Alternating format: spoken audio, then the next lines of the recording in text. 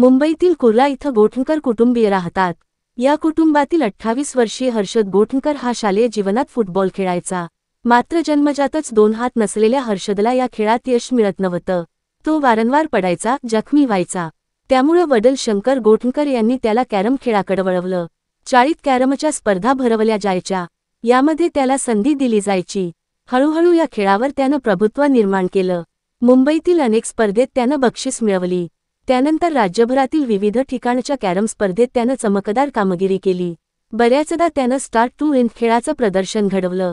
अनेक स्पर्धात चमकदार कामगिरी करणाऱ्या कॅरमस्टार हर्षद गोठणकरनं राष्ट्रीय स्पर्धेतही लक्षणीय कामगिरी केली। कोल्हापुरात सध्या राष्ट्रीय पातळीवरच्या शारंग चषक कॅरम स्पर्धा सुरू आहे।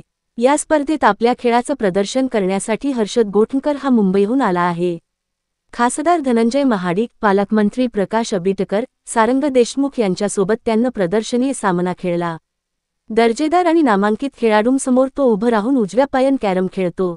अंगठा आणि नजकीच्या बोटानं तो धडधाकट खेळाडूंना लाजवेल असा खेळ करतो। त्याचा खेळ पाहून उपस्थित तोंडात बोटं घातल्याशिवाय राहत नाहीत। त्याच्या खेळाचं सर्वत्र कौतुक होतंय।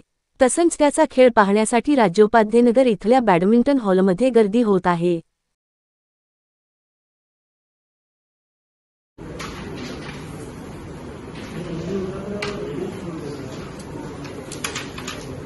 क्या बात है।